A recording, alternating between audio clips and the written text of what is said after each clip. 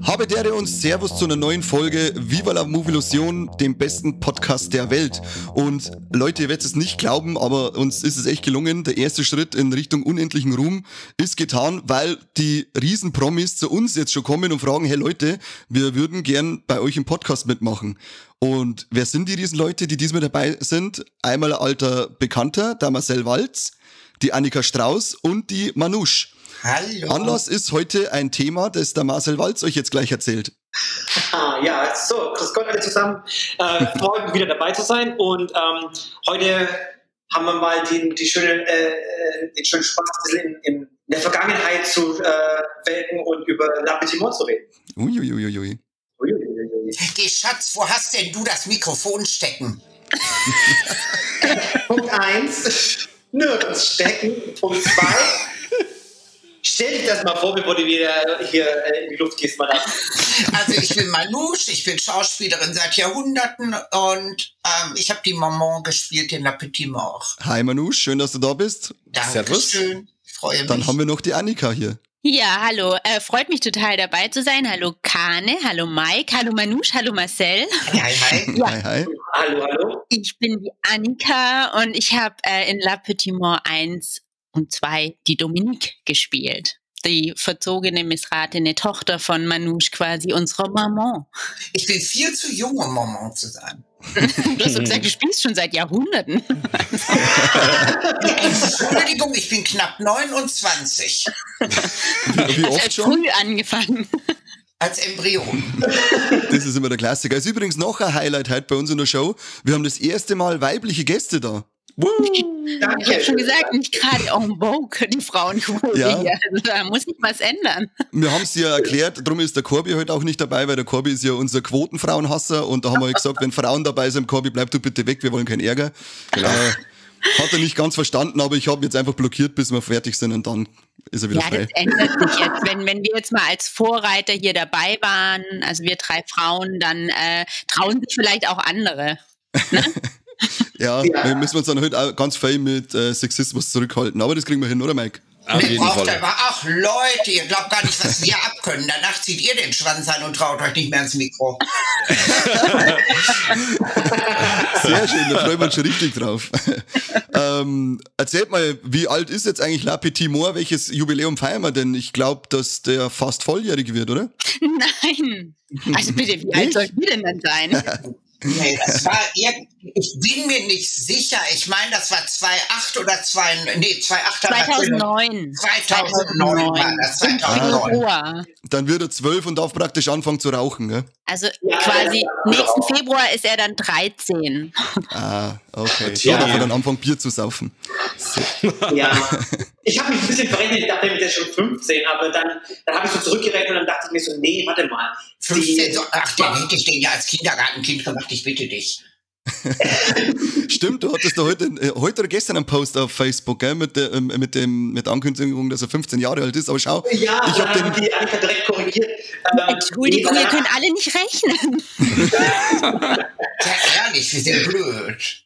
Ich habe es auch nicht kontrolliert, ich habe dem Marcel da komplett vertraut und habe mir dann heute angeschaut und ein bisschen so Infos dazu gelesen und dann lese ich sogar noch 2009 und denke mir, ja, 2009, echt schon 15, gehen wir nur meiner Blödheit, weil nur weil ich Marcel sein Post glauben Ich war schon. mir nicht mehr sicher, wann wir den gemacht haben und wann der rausgekommen ist. Bei Filmen heißt es ja, dann geht das Datum immer danach, wann der rausgekommen ist. Und dann hast du ja oft ein Jahr oder 2 vorher gemacht. Ich komme dann ganz durcheinander. Aber Annika hat recht, das muss Frühjahr Also 2009 gewesen Ja, sein. das kann ich auch ganz genau sagen, aus dem Grund, weil im Unterschied zu Marcel und Manouche, die vorher schon Filme gemacht haben, war La Petite Mort 1 mein allererster Film. Und natürlich weiß ich dann ganz genau, wann der war. Ah, okay. Und wie bist du dann da dazugekommen? Marcel vorher schon gekannt oder aufwendiger Castingaufruf? Aufwendiges Casting war es jetzt nicht. Aber es war eine glückliche Fügung, sagen wir mal so. ich war schon immer Horrorfilm-Fan, also wirklich schon sehr früh und war nach dem Abitur auch an der Schauspielschule kurz. Habe mich dann aber für ein Studium entschieden, habe aber gesagt, ich möchte trotzdem nebenbei versuchen, Filme zu machen und habe dann eben angefangen, ja, mal Ausschreibungen anzuschauen und mich für Sachen zu bewerben. Und da war zufälligerweise ein Casting-Aufruf für La Petite Mort dabei. Und dann habe ich gedacht, oh, ein Horrorfilm, das wäre ja toll. Dann habe ich mich beworben mit meinen paar Fotos, die ich dann damals so hatte und meine erste Vita. Und ja, dann hat sich der Marcel tatsächlich gemeldet. Ich glaube, dir ist damals auch jemand abgesprungen, ne? Das war relativ kurzfristig alles. Das war sehr kurzfristig, ja, da ist mir jemand abgesprungen, genau. Genau, und er hat es dann halt riskiert, obwohl ich, sag ich mal, Filmerfahrung noch keine hatte. Also ich habe Theater vorher gespielt und habe moderiert und sowas, aber habe eben noch nicht in einem Film mitgespielt gehabt und er hat es dann, sag ich mal, riskiert und ja, hat sich dann gelohnt, weil wir haben ja dann noch einige weitere Filme gemacht zusammen. Genau. Dann weiß ich auch noch, wie ich dich das erste Mal getroffen habe. Ich habe bei Marcel zu Hause geschlafen und irgendwie war ich draußen, glaube ich, und ich bin zurückgekommen und dann saß Annika hingegossen auf dem Sofa neben ihrem Mann. Ja, ich war ein bisschen eingeschüchtert, ehrlich gesagt, weil alle halt, die da waren, schon total viel gemacht hatten und dann kam Manouche und Manouche ist sowieso dann schon einschüchtert. Nein. Das ist nicht wahr, das ist nicht wahr. Ja, ich war da ja auch noch, ich kann ja jetzt Alter sagen wir ja nicht, nein, aber ich war noch süß, jung und unerfahren und da war das natürlich schon alles ein bisschen einschüchternd und ich hatte natürlich auch an mich so diese Ambition, oh Gott, ne, ja, kriege ich das jetzt alles so hin und wie das überhaupt ablaufen wird und ja, dann gleich ein Horrorfilm war natürlich auch schon eine Hausnummer, vor allem auch an der Location, an der wir gedreht haben, da kommen wir ja bestimmt gleich noch drauf. Ja, ja, also war auf jeden Fall super aufregend und spannend, deswegen, wie gesagt, für mich sehr, sehr wichtiger Moment auch in meiner ganzen Schauspielerei quasi. Also, weil der erste Film ist, glaube ich, immer was Besonderes. Mhm. Stimmt. Da war ja alleine die Location schon. Um Gottes, wir hatten ja so ein niedriges Budget. Wir haben ja wirklich den Film quasi, ich glaube, für 7.000 € oder was gemacht, hätten ja niemals so eine Kulisse aufbauen können und hatten dann das Jails gefunden. Ja. Und dann gehst du in das Jails rein, der ganze Geruch, und da werden mir die anderen beistimmen. Das war eine Mischung aus Schweiß, aus Muff, aus Sperma, aus weiß der Teufel was. Ja, ein Geruch, den du nicht mehr los wirst. Und genau diese ganze Klamotten von Schweiß über Blut bis Sperma, das hing an den Wänden, das hing einfach überall. Das Ding hat direkt einen bleibenden Eindruck hinterlassen. An den Wänden hingen dann Poster mit den dollsten Dingern, da hast du noch gar nichts von gehört, was Menschen miteinander machen können. Der eine hatte die Faust vom anderen im Hintern und wir haben das hat jetzt ab der Atmosphäre zum Film perfekt beitragen, oder? Das war eine ganz tolle Location. Also eine bessere Location. Das hätten wir ja gar nicht bauen können. Das hättest du nicht bauen können, auf gar keinen Fall. Nein. Das Jails, muss man dazu sagen, das Jails ist ein Underground SM Darkroom Gay-Schuppen in Mannheim. Der ist unter den größten schwulen Disco-Club Deutschlands. Wie hieß das nochmal? Connex. Ja, oh mein Gott, Annika, du bist clever. Das Connex. Und mein Mann hat das damals ausfindig gemacht und hat gesagt, weil ich habe immer so gesagt, ich brauche irgendwie so einen eklig dreckigen Schuppen, wo wir den Film drehen können. Und dann hat er gesagt, ja, er weiß da, dass da unter dem Connex eben sowas ist. So, und dann haben wir den Chef vom Connection gefragt und haben gesagt, so, hey, können wir uns mal angucken? Und dann sind wir da hingefahren, haben uns das angeschaut, das war schrecklich und ich dachte, ja, das ist ja alles ganz War aber ein Kulturschock, Schatz, das muss man aber sagen. Wir wussten ja, dass das ein Club war. Dann gehst du die Treppen runter, dann gehst du da rein und du findest dich im Bumfuck Basement. Das war schon... Wie ist noch die Adresse? Ich frage für einen Freund. Ja, man gewöhnt sich an alles, aber... wir haben da nichts gegessen, Annika. Wir haben nichts gegessen und niemand wollte zur Toilette gehen. Nee, ich habe nichts getrunken. Ich habe den ganzen Dreh über nichts getrunken, weil ich nicht auf die Toilette wollte. Und das Einzige, was wir trinken wollten, wäre Sakrotan gewesen. Das war wirklich, ja, das war wirklich, aber ohne Scheiß, ne, so die ersten 1-2 Tage bist du total so, ich habe da einen Stuhl berührt, ich habe da die Wand berührt. Nach dem 4. Tag bist du schon echt relaxter, ne? Also zum Schluss saßen wir schon da überall auf den Barhockern. man gewöhnt sich an alles. Ja. Das sieht man auch so schön an unserem Make-off, den Start, was wir durchgemacht haben, vom ersten Tag, wo wir alle gedacht haben, so, das überleben wir nicht, bis zum dritten Tag, wo wir dann sagen, so, Egal. Da saßen wir am Boden, da saßen die Kondome und die Spritzen. Ja, was soll's. Zu trinken habe ich ja da gefunden noch. Da hat Marcel hinterher mit mir geschimpft, weil hinter der Bar hatten die so ein riesiges Getränkeregal, so ein Getränkekühlschrank mit verschlossenen Dosen und Flaschen drin. Und ich habe mich da halt bedient, weil ich gedacht habe, bis dahin können die Juchteln ja nicht geflogen sein. Und dann habe ich halt von da genommen. Wer weiß. Da war doch die Glastür davor, das Zeug brennt sich doch nicht da durch wie bei Alien. Ja, wer weiß. Nee, auf jeden Fall war das war wirklich, also die Location ist eigentlich ein eigener Charakter im Film. Das kann man auf jeden Fall sagen. Ja, unbedingt. Ja. Unbedingt. Die erinnert schon stark so an die kleinen bayerischen Hammelpubs, die wir hier ab und zu haben. Mike, du kennst noch einen Burgkeller. Ja, genau. Das ist auch so ein Loch. Man sieht draußen nur einen Turm und denkt sich, was ist das eigentlich? Und drunter ist dann auch so ein Pub. Mittlerweile wird es nicht mehr betrieben aus Gründen. Und es erinnert mich bis auf die ganzen Körperflüssigkeiten, erinnert es mich stark an den Club von uns da. Aber ihr könnt jetzt später noch die Adresse schicken, weil der Corby hätte sicher mal Bock drauf. Ich weiß gar nicht, ob die überlebt haben nach den ganzen Corona von der Maßnahmen. Also wenn ich das so höre, war Corona die wenigste Gefahr für den Club. Oder in den Club. Ja, also wenn wir schon mal jetzt hier sind und aus dem Nähkästchen plaudern, da gab es auch mal, ich weiß nicht, ob das bei 1 oder 2 war, Teil 1 oder 2, wo wir den Zettel gefunden haben vom Programm, Annika. Das war im zweiten Teil. Oder was bei Plattis von Ich verstehe nicht, was der Marcel sagt. Das geht uns doch allen so. Wir nicken und lachen. Komm doch mal an den Laptop ran. Ich habe doch Kopfhörer auf, mein Häselein. So wie dem auch sagen, ich kann ja einfach mal Du so laut redest doch nicht in die Kopfhörer, du dumme Gans, du redest doch ins Mikrofon. Diese Kopfhörer haben ein Mikrofon, jetzt sagen wir ein bisschen total benannt. So, also folgendes. So, jetzt habe ich vergessen, was ich sagen wollte. Siehst du, jetzt haben wir es schon. Aber ihr habt ein Programm gefunden bei einem Dreh. Ja. Ja, genau. Wir haben ein Programm gefunden, auf diesem Zettel standen alle Sachen drauf, was da so am Wochenende los ist. Und da war dann tatsächlich, ich traue es mir gar nicht sagen, aber ich muss es sagen, da war dann so ein Programm von einem Wochenende, wo dann drin stand, Russian Roulette. Und jetzt fragt sich jeder so, was war das denn? Also es ist Folgendes. Ach, da habe ich gefragt, das habe ich rausgefunden.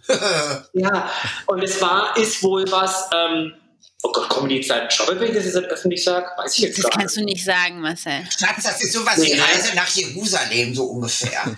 Ja, genau. Schreib's im Chat rein. Ja, also es war auf jeden Fall sehr interessant. Ja, da brauchen wir ja auch gar nicht näher drauf eingehen. Ja, habe ich mir nämlich auch gerade so gedacht, weil also egal, es gab auf jeden Fall sehr viele alternative Ereignisse da. Also wir haben sehr viel gelernt, auch was es so gibt, Okay. Ja, genau. was Menschen so machen. Ja, wir haben am zweiten Tag an der Bar gesessen und haben gesagt, ihr seid Säuer, bei euch bleiben wir.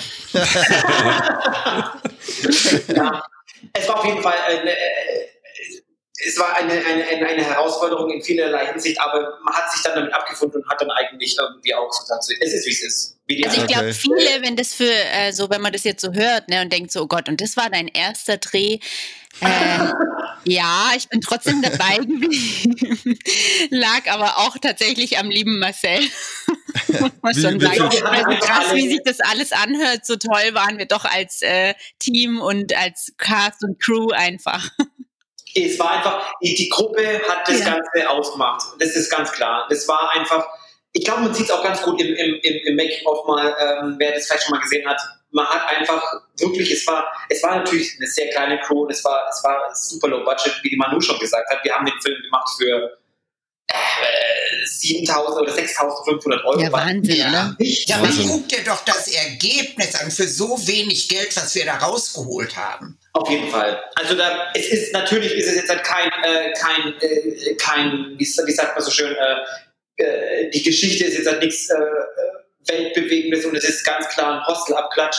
Aber für das, was wir hatten und für das, was es werden sollte, ist es eigentlich super schön geworden. Und deswegen ist es auch ein Film, wo ich immer noch gerne zurückdenke und sage, und das ist auch kein Film, wo ich mich schäme dafür oder so, weil es gibt andere Filme, wo ich mir sage, ach Marcel, besser wäre es jetzt keiner erwähnt, aber das ist keiner davon. Weil es einfach auch die Gruppe und das alles drumherum und der hat auch eine beachtliche Fanbase irgendwie bekommen über die Jahre. Ich habe heute noch Leute, die mir DVDs schicken zum Unterschreiben und bezüglich auf diesen Film halt alles Mögliche. Das ist wirklich interessant und auch schön zu sehen. Also ich bin da heute noch stolz drauf auf das Ding, auch auf unsere Leistung, aus so wenig Geld so viel zu machen. Es gibt so viele Menschen, die den echt auch mögen. Und wir haben ja nur den Anspruch gehabt, kein Meisterwerk zu schaffen, sondern nur den Anspruch gehabt, zu unterhalten im Genre Torture Porn. Und ich denke, das haben wir ganz gut hinbekommen. Absolut, ja. Also ich habe mir jetzt wieder gedacht, die Effekte schauen ja da wirklich geil aus. Vor allem die Kastration, da holt er die Waldfee. Da steht der Marcel allgemein drauf so. Das war meine erste Kastration. Ich wollte gerade sagen, da steht der Marcel drauf auf Kastration. Ja, ganz schlimm. Der Olaf hat ja die Props hergestellt. Genau. Ja. Und das, was ich da bei dem an die Papa aus der Hose geholt habe, dieses Ding sah so echt aus, ja. Und jetzt beim ersten Mal auf der echte Manusch.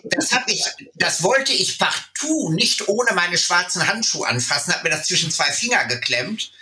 Mich hat's bald umgehauen und dann schneide ich da rein mit dem Messer und dann bewegt sich die Vorhaut dabei. Das ist jetzt kein Witz, Leute. Das ist wirklich wahr. Fragte den Marcel. Wow. Ich habe nur gedacht, um Gottes Willen, habe ich gesäbelt wie eine Ehre und habe mich durch eine Harnröhre gesägt. Da könnt ihr Marcel und die Annika nach fragen. Das war, ach du lieber Gott. Ja, es war im Grunde ein Schlauch, aber das hat sich halt angefühlt wie eine. Das war tatsächlich so. Und ich habe damals rumgebrüllt. Ich sage, oh Gott, Marcel, ich habe da reingeschnitten, da hat sich die Vorhaut bewegt. Es ist kein Witz. Es ist kein Witz. Sag mal, für wen ist die Zielgruppe von dem Podcast? Wir sind explizit, mit darf man alles sagen. Genau, und unsere Facebook-Seite ist ab 18. Ich glaube, wir können tun und lassen, was wir wollen. Ja, wunderbar. Das ist doch schon mal gut. Okay, ja, gut, dann sind wir richtig hier. Ja, unser Olaf ist ja nicht umsonst der Godfather of Gore, oder? Nee. Der hat da richtig hingelegt. Oh, mein lieber Himmel. Der hat mich dann auch gefragt, so Marcel, hier, ich habe jetzt hier ein Gehirn dabei, wo die Ines die Schädeldecke da abbekommt. Und dann dachte ich mir so, er hat gesagt, es macht nicht so viel Sinn eigentlich, aber es sieht besser aus. Und dann habe ich so gesagt, ja, es macht wirklich keinen Sinn eigentlich, aber es sieht mega geil aus, wenn sie da mit auf eine Gehirnplatte dort kommt. Also ja, lass es einfach machen. Ihr Logo. Es ist ja auch kein Dokument. Es ist ja ein Film. Ja, da haben wir die Ines noch, die Annika hat die Ines zersägt. Das war da hatte ich auch, das war das erste Mal, dass ich quasi einen Effekt jemandem zugefügt habe. Oh Gott, da war ich noch so süß unerfahren. Jetzt, wenn ich überlege, was für Massen an Kunstblut ich mittlerweile schon hinter mir habe. Aber damals, als ich hier die Ines skalpiert habe, das war wirklich krass, ne? Weil wir haben ja gerade schon ein bisschen erzählt, wie die Stimmung da in dem Jails war. Und dann die Effekte von Olaf sind halt echt super gut. Ja. Und die Ines hatte dieses Gehirn einfach schon eine Weile auf. Das heißt, es war so richtig warm, dieses Latex. Und es hat sich halt echt krass angefühlt, ne? Und ich stand dann da und habe selber so ich habe das noch richtig im Kopf, ja, wie ich so runterschaue und meine blutigen Hände mit dem Messer angucke. Und die Ines da, und das war echt krass. Also so einfach gefühlstechnisch, ja. Das war schon heftig. Wie viele Tage habt ihr da gedreht? 9, 8 oder 9 haben wir gemacht. Ich weiß nicht, wie viele Tage haben wir denn in Jails gedreht? Vielleicht so 6 Tage in Jails? Ja, wir hatten ja auch noch ein paar andere. Wir haben ja in der Wohnung noch gedreht. Stimmt, ja. Wir haben ja auch noch draußen. Es gibt auch noch eine erste Hälfte vom Film, wo nur der Pape, die Ines und die Anna Habeck drin sind. Ach ja, das ist ja auch noch. Da habe ich ja gar nicht mehr dran gedacht. Ja, genau, weil es eigentlich auch uninteressant ist. Aber es ist einfach so, das interessiert keinen Menschen. Aber da hat man halt versucht, so Charaktere zu bilden. Wir hatten allerdings auch Glück ob des Budgets. Ich habe dann rumtelefoniert, ich wollte ein ganz tolles Auto haben. Dann haben wir irgendwo in der Nähe von Mannheim jemanden mit der Lincoln Continental Stretch Limousine gefunden und irgendwie habe ich das dann geschafft oder mit Marcel zusammen geschafft, den Herrn.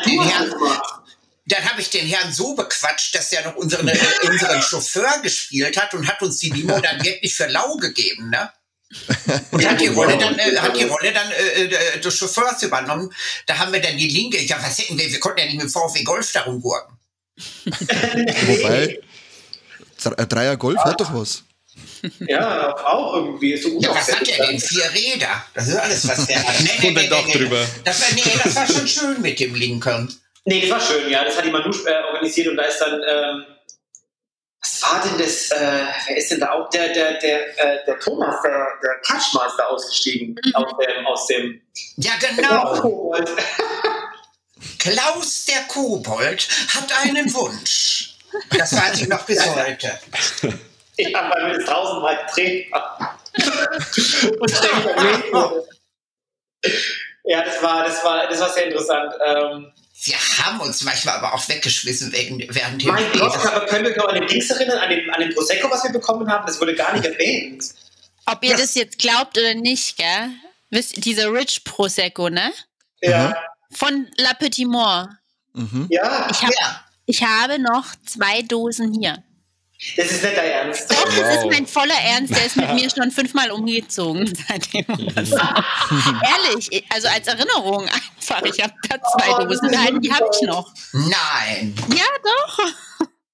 Das war auch so eine witzige Geschichte, weil irgendwie habe ich damals diese Firma, das war von Paris Hilton irgendwie, die war da das Gesicht dafür. Und da habe ich diese Firma einfach angeschrieben und gesagt, hey, wir drehen einen Film, wollt ihr da dabei sein? Habt ihr natürlich nicht gesagt, was es ist. Aber dann haben wir gesagt, ja klar, wir schicken euch ein paar Dosen. Und es war halt dann so für die Cast und Crew. Und dann standen da auf einmal bergeweise Prosecco. Ja, also das war ja, wie viel war das denn? Oh Gott. Es waren, glaube ich, 600 Dosen oder sowas. Und, Ja, das war reich, aber ich muss dir ehrlich sagen, das Zeug hat aber auch wirklich wie so ein Sandlerfusel geschmeckt. Ach, der Pinkle war gut. Ja gut, ab dem dritten hat das Zeug geschmeckt, wenn ich schon einen in der Birne hatte. Das hat das Zeug natürlich irgendwann angefangen zu schmecken. Und dann wir hatten so eine süße Ferienwohnung für Cast und Crew in wo war die denn? Irgendwo in den Bergen da von Mannheim, in den Hügeln hinter den 7 Bergen bei den 7 Zwergen. Und da hatten wir dann immer jeden Abend schön gekocht und gegessen und Rich Prosecco Partys gehabt. Es war wirklich eine Wonne. Ja. Wie seid ihr denn eigentlich wie ist der Kontakt zum Olaf Wittenbach zustande gekommen? Hast du ihn vorher schon gekannt oder einfach mal Annika angefragt? und ich waren mit dem Olaf befreundet. Nein, ich habe ihn da erst kennengelernt. Ach, dann war ich vorher mit Olaf befreundet. Ja, Manouche war befreundet und der Andreas Pape, die beiden kannten den vorher. Ja, genau, der Pape, weil der Andreas Pape hatte doch schon mal im Olaf gedreht mit dem, ich habe den Film jetzt vergessen. Scheiße, mit diesem Mittelalterfilm. Ja. Beyond the Limits. Wahrscheinlich. Ja, genau der. Ah, der ist ganz stark. Ja, und da hatte der Pape eben den Kontakt gemacht und hat dann Olaf mit an Bord gebracht, ja. Da haben wir auch manchmal gesagt, Olaf hat ja so seinen eigenen Humor, dann wird manchmal beim Frühstück uns schon weggeschmissen, wenn der da in der Unterhose saß und Witze gerissen hat. Ja, ich habe den Olaf einmal kennengelernt auf dem Filmdreh zu Legend of Hell. Und das war echt ganz amüsant und vor allem auf dem Dreh, da gab es zwar keinen Rich Prosecco, aber dafür Augustinerbier. Ja, klar. Und da hat keiner auf dem Set hat da mal gesagt, hey, langsam, wir müssen noch drehen, trinkt man vielleicht gerade 2 Bier, sondern zu mir hat er gesagt, ich habe gesagt, ich kann nichts mehr trinken, ich muss heimfahren, weil ich muss am nächsten Tag in die Arbeit. Und dann hieß es, scheiß doch auf der Arbeit und sauf jetzt lieber noch ein paar Bier und bleib da, ist doch voll lustig. Und dann habe ich gesagt, ja okay, ich will eh nicht länger in der Firma arbeiten, ich kündige sowieso. Ja, dann scheiß doch jetzt drauf, da nimm ein Bier. Und dann sind wir halt über Nacht geblieben. Ja, der Olaf hat ja auch kein Prosecco genommen. Der Olaf hat ja auch nur sein Bier getrunken. Kein Sekt. Nee, der hatte kein Prosecco. Ich habe Bier und mein Balzkit hat Prosecco aus der Dose. Ja, Prosecco aus der Dose. Damit hast du dich auch nicht draußen vor die Tür gestellt. Um Gottes Willen. Außer in dem Chels Club wahrscheinlich. Ja, ja gut, wir Frauen konnten uns natürlich am Jazz Club draußen vor die Tür stellen mit Prosecco, aber als Junge hätte ich das aber nicht gemacht. Wenn das einer von den Jungs gemacht hätte, hätte ihn gleich in die Büsche gezogen. Ja, genau. Nee, das war eigentlich, glaube ich, das war eine witzige Sache so mit Olaf auf jeden Fall. Das war auch sehr, sehr wichtig für den Film, weil im Grunde, sind wir mal alle ganz ehrlich, schauen sich auch die meisten Leute an, deswegen wegen den ganzen Gore, was da drin ist. Ne? Habt ihr aufgrund der Gewaltdarstellung oder so irgendwie Probleme gehabt, einen Vertrieb oder einen Verleih zu finden? Oder hast du auch jemals in Betracht gezogen, den Film bei der FSK prüfen zu lassen oder Spio-JK oder sowas? Kannst du da ein bisschen was erzählen? Also, das ist ja das war ja auch eine Riesengeschichte eigentlich. Den Film hat produziert der liebe Thomas Burisch. Und zwar kannte ich den Thomas Burisch eigentlich schon von einer Produktion davor, wo ich dann auch das erste Mal mit der Manouche zusammengearbeitet habe. Wir haben im Grunde 4 Monate vorher, es war im November oder so. Das war Oktober 2008. Im November war ich ja 2008 war ich ja bei den Ruhenstocks. Da haben wir den Necronos gedreht, glaube ich. Necronos, ja genau. Ah, großes Kino. Der Tower of Doom. Ja. Stimmt, das war im Oktober. Oktober haben wir gedreht Popular. Und da hatten wir hatten Manouche und ich uns kennengelernt und da habe ich auch den Produzenten, den Thomas Burisch, kennengelernt. Und der hat dann zu mir gesagt, Marcel, ich brauche irgendwas ganz Brutales, irgendwie irgendwas so Hostel in die Richtung und ich möchte, dass da ein bisschen Lack und Leder drin ist. Ja, Lack und Leder war die Prämisse immer. War die Prämisse. Und ich so, alles klar, ja, das kriege ich hin. Und dann sind wir mit der Idee zu La Petite Mort gekommen und gesagt, es soll aber sehr, sehr brutal sein. Ich so, alles klar.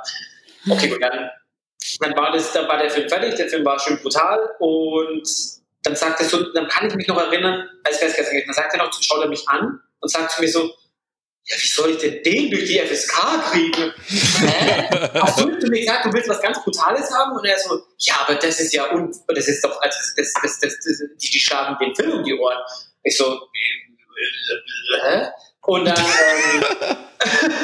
und dann hat er es tatsächlich probiert, den Film bei der FSK natürlich einzureichen, was natürlich überhaupt nicht geklappt hat. Und dann wurde der natürlich abgelehnt.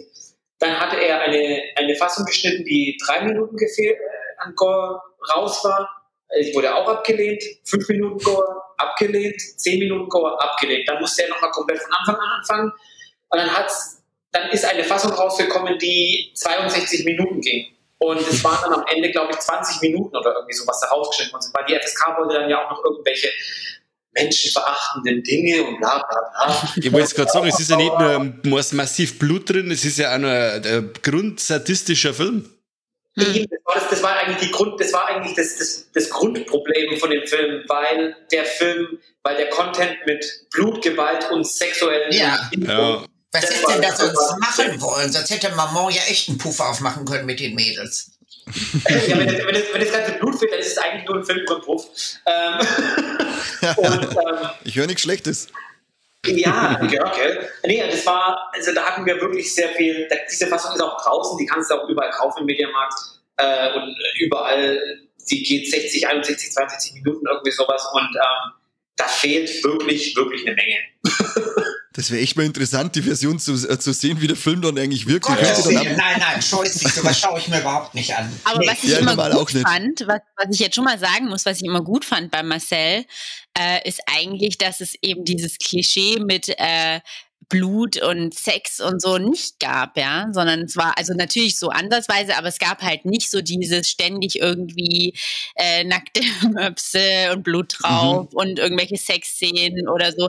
Danke, dass du mal erwähnt wird, weil das stimmt. Wirklich, also ich finde, das ist zum Beispiel tatsächlich so eine Komponente, die mich so ein bisschen nervt. Ich mag das nicht so arg. Ich meine, ich verstehe das, dass das in den 80ern so ein Ding war und so, aber so ein bisschen finde ich diese Vermischung immer, ja, weiß ich nicht, finde ich unnötig, muss nicht sein in meinen Augen. Und von dem her fand ich das immer eigentlich gut, ja, dass der Marcel gerade das nicht gemacht hat, ja. Und da sind halt dann mussten halt die Penisse dran glauben, ne? Finde ich auch mal ausgleichende Gerechtigkeit. Das stimmt. Ich sag, bei so einem 80er-Film ist es echt so, beim 80er, da weiß man, dass das kommt und dann erwartet man auch, dass das kommt.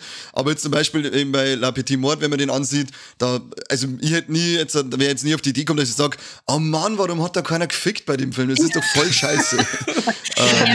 Ich glaube, das hätte vom Film auch viel weggenommen, wenn es drin gewesen wäre. Das hätte den Film abgewertet. Deshalb ist es gut, dass es nicht drin gewesen ist. Gott sei Dank, dass wir diesen ganzen Rotz da nicht drin hatten.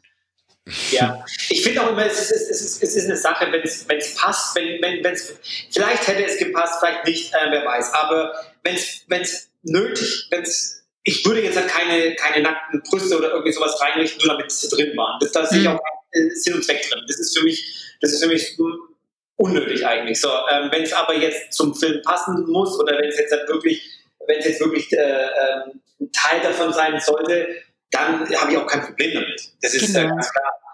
Aber wir haben es nicht gebraucht. Nein, wir haben es nicht gebraucht. Wir haben es ehrlich nicht gebraucht. Es hätte vom Film abgelenkt, es hätte was davon weggenommen, es hätte den Film eher abgewertet als aufgewertet. Wir haben es einfach nicht gebraucht. Genau, und das finde ich auch immer so eine Sache, vor allem bei Low-Budget-Produktionen, wenn du dann halt noch alles zeigst, von Brüsten bis sämtlichen Quatsch, dann kann es auch ganz schnell noch billiger wirken. Und du hast finde ich auch. schon damit kämpfen. Du musst sowieso schon so extrem damit kämpfen, weil du halt niemals an der Qualität von einem richtig krassen, von einer sehr großen Produktion, von einer Hollywood-Produktion, was auch immer, rankommen kannst. Du hast einfach die Chance nicht. Wie denn auch mit 6.000 Euro? Deswegen musst du alles tun, damit vielleicht das Geld, was du hast, oder was auch immer, in Effekte, mit denen du überzeugen kannst, mit Qualität eventuell in dem Bereich, so gut du es machen kannst, überzeugen kannst, und dann halt auch noch, dass die Schauspieler ihr Bestes geben und sich nicht nur denken, das ist 6.000 Euro Film, naja gut, dann mache ich halt jetzt einfach mal. Da hatten wir halt wirklich das Glück, dass wir alles mit unseren Mitteln und mit unseren Sachen, was wir zur Verfügung hatten, halt doch das Beste rausgeholt haben. Ja, schaut doch gut aus. Aber du weißt ja, La Petite Mort würde dann nach unserer heiligen Dreifaltigkeit der Filmbewertungen nur einen Punkt bekommen. Ja, leider. Für die Trompeten. Was ist eure Wertung nochmal? Der Triple Threat, Titten, Trompeten und tote Tiere. Nein, tote Tiere waren wir schon gar nicht, um Gottes Willen. Ja, und wenn der Film nichts davon zu bieten hat, dann ist er nach unserer Bewertung scheiße. Ja. In was für einem Podcast sind wir nochmal? Im Podcast der Hölle. Der weiß-blauen Hölle. Wir kommen ja aus niederbayerischen Outback. Sowas wie Sinn und Verstand gibt es bei uns nicht. Wir reden einfach drauf los. Also komm, jetzt mal raus aus der Kuschelecke. Also du stehst auf Blasinstrumente, sonst taucht es nicht. Ich stehe auf alles, ich nehme alles mit. Ja, das meine ich doch. Komm, jetzt oute dich hier mal, jetzt mal richtig hier die Dinger auf den Tisch, die Trompeten und alles andere gleich mit. Also, nein, ich komme jetzt nicht outen. Meine Freundin hört die Folge später wahrscheinlich. Wenn die dann noch deine Freundin ist, wenn die das alles hört, das arme Ding. Also, ja, aber die ist einiges gewohnt. Aber ja. Outing noch nicht, das noch nicht. Da warten wir noch ein bisschen. noch soll es ein bisschen bei mir bleiben. Im Closet oder was, das machen ja viele. Das stimmt, ja. Aber normal erst mit Anfang 50, oder? Wenn man schon Familie und Kinder hat. Dann kommt immer so die komische Wende, hey, die haben sich getrennt, weil er auf einmal doch Trompeten wollte. Oder andere Blasinstrumente. Ja, da war der Marcel ja immer ehrlich mit. Das fand ich immer gut. Der hat sich nicht versteckt. Der ist dann gleich mit rausgekommen. Da habe ich ihn direkt geliebt für. Ich fand das klasse. Der konnte sich gar nicht verstecken, Manouche. Inwiefern? Wie hat das denn funktionieren sollen? Also als ich dann damals mich beworben hatte und dann habe ich den natürlich mal gegoogelt und da gab es damals ja noch, da gab es, glaube ich, echt noch kein Facebook, ich weiß gar nicht, aber ich glaube, ich habe ihn über MySpace gesehen. MySpace, glaube ich, war das. Das war nur ja, und ich habe auch nur ein Bild gesehen und das war natürlich klar, was für mich gut war, weil ich so dachte, naja, ist ungefährlich, wenn ich mich das nicht mehr habe. Da gibt es keine Couch. Ich werde das ja nie vergessen. Ich habe Marcel und Dominik haben mich damals in Ida Oberstein am Bahnhof abgeholt, den ersten Film, den wir miteinander gemacht haben.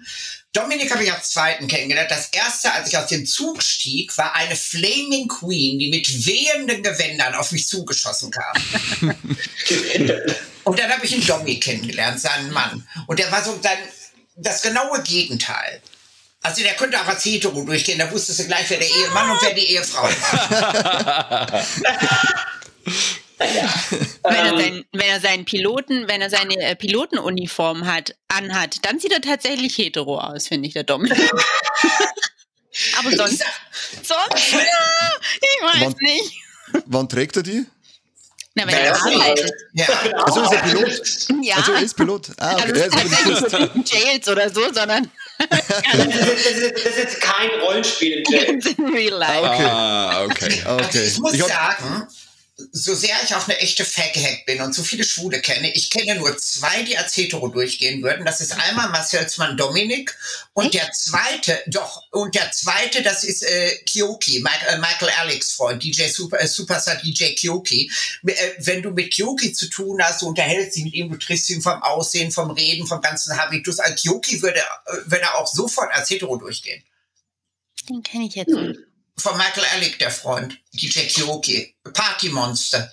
Ja, also ich weiß schon, aber ich habe da jetzt kein Bild oder so im Kopf, aber macht ja nichts. Ja, der ist ja jetzt auch schon älter, der ist ja jetzt auch schon 55. Wir haben jetzt die Tage noch telefoniert, weil der einen Song machen soll mit mir. Wir wollen ja Fuck Me I'm Famous noch in zig Versionen nochmal neu aufnehmen. Das ist ja damals so scheußlich aufgenommen. Das war doch damals auch bei La Petite Mort. Den habe ich ja, den Song, und das fand ich ja toll, der lief ja in der New Yorker Szene ganz wunderbar, Fuck Me I'm Famous, und den Song habe ich tatsächlich La Petite Mort zu verdanken. Ich habe auf dem Rücksitz von Dominiks Auto gesessen, Marcel saß vorne. Marcel wollte irgendwas für den Film haben. Wir haben aber hinter Torture Sapiens, This Is Not a Love Song, genommen. Und ich habe tatsächlich den Fuck Me I'm Famous innerhalb von 15 oder 20 Minuten auf dem Rücksitz dieses fahrenden Autos geschrieben. Wow. Ja, das stimmt. Aber hatten wir da nicht beide Songs genommen? Nee, wir hatten den einen Fuck Me I'm Famous für Dings genommen, dann für Popular, gell? Nee, du hast Torture Sapiens, This Is Not a Love Song. Stimmt. Den hatten wir dann. Wenn die reinkommen, ja, genau. Den hatten wir genommen. Den Fuck Me I'm Famous, der ist dann hinterher so in den New Yorker Clubs und so gelaufen. Ich war da ganz überrascht davon. Jetzt kann ich ja sagen, ich war ein One-Hit-Wonder. Und irgendwie sind wir jetzt mit Produzenten draufgekommen, weil in einem Michael Ellick-Dokumentation, die vom holländischen Staat finanziert wurde, vom holländischen Fernsehen kommt, da sollte Fuck Me I'm Famous sein. Da gibt es 2 Filme, einen italienischen, einen deutsch-italienischen, hier von Alberto Barone, wo Annika und ich drin sind, und einen amerikanischen, die wollten dann auch Fuck Me I'm Famous nehmen. Da habe ich gesagt, komm, wir nehmen das ganze Ding in mehreren Versionen nochmal richtig neu auf. Ja, das ist eine gute Idee. Einen habe ich dir doch schon vorgespielt, Marcelchen. Ja, den hast du mir schon geschickt, ja, klar. Ja, da kommen aber noch Versionen, die schicke ich dir auch. Stopp die überall rein, wo du willst. Wenn das Ding dann sowieso einmal gut gelaufen ist, das auch in jeden Film rein. Nimm dir in deinen übernächsten Film rein, gib dir den umsonst, Schatz. Alles wird überall reingeknallt. Ja, das war, ja, Manouche, die Musik auch ein bisschen was dafür gemacht hat, war es ja auch früher ganz, die hat ja auch schon bevor einige Songs gemacht, und deswegen haben wir dann gesagt, so komm, das wäre eigentlich eine witzige Sache, wenn sie dafür auch was machen würde, ne? So für den Film. Das war ganz cool. Ja, da habe ich 2 Lieder aufgenommen, oder 3. Wie viel habe ich denn damals gemacht? Das weiß ich jetzt auch nicht mehr, aber es waren auf jeden Fall, es ist am Endeffekt, ich glaube ist es einer in den Film reingekommen. Ja, genau, das eine haben wir da rein, diesen Torture Sapiens, This Is Not a Love Song. Genau. Den haben wir dann drin gehabt, und den Fuck Me I'm Famous habe ich dann so verwurstet, und das hat wunderbar funktioniert. Da muss ich Marcel immer noch danken, es ist nur dir zu verdanken, dass es Fuck Me I'm Famous überhaupt gibt. Das wäre ich noch nie mal One-Hit-Wonder geworden, da, also was jetzt Clubs angeht, also der ist ja nicht in Charts gelandet. Mit der ganzen Fuckbomben da drin kommst du den ja gar nicht in Clubs, in die Charts bringen. Ja, stimmt, da sind viele drin. Aber Dominik ist ja, weil wir gerade von Dominik und Pilot und so weiter, die letzte Szene im Film, da fliegt doch die Annika sogar noch mit Dominik. Ja, genau, das war ja der Nachdreh noch, da bin ich ja noch mal einen Tag gekommen, stimmt. Genau, da haben wir noch eine schöne Szene gedreht, wo die Annika dann ins Flugzeug steigt und sich dann verabschiedet, sozusagen. Geflogen ist aber mit dem Olli, also mit meinem Mann. Ach, der Olli einen Flugschein. Nein, der Dominik ist mit dem Olli dann eine Runde geflogen. Ach so, und du bist ja in meinem riesigen schwarzen Pilzmantel ganz verschwunden. Marcel und ich, wir sind dann am Boden geblieben, ne? Ja, genau. Ja, ich wollte vorhin noch fragen, ob dann da am Ende auch dein Mann der Pilot war und da abfliegt. Ja, genau, das war dann eher, das haben wir noch nachgedreht, damit wir noch irgendwas haben. Und dann dachte ich, das ist doch voll das Production-Fällig und das nehmen wir noch dazu. Und dann, ja. Ja, ich habe ja die Annika dann zurückgelassen. Ich bin ja mit der Limousine abgehauen, und das arme Ding ist dann zurückgeblieben. Und die Dominique auch, nee, die Angelique. Ja. Nee, die Angelique war ja tot. Die Angelique war ja tot. Ich habe mir eine neue Mama und eine neue Schwester gesucht. Die Annika hat das Familienbusiness aufgehalten. Aufrechterhalten. Ja, guck, das Kind ist flügge geworden, haut ab, sucht sich eine neue Mama, sucht sich eine neue Schwester, der treulose Biest, und den Pilzmantel hat sie auch mitgenommen auf die Flucht. Ja. Und den Pelzmantel hat sie auch. Man muss ja pragmatisch sein. Ja, aber die Limousine hast du nicht gekriegt. Was war eigentlich deine und Manouches erste Szene, was ihr gedreht habt? Weißt du das noch?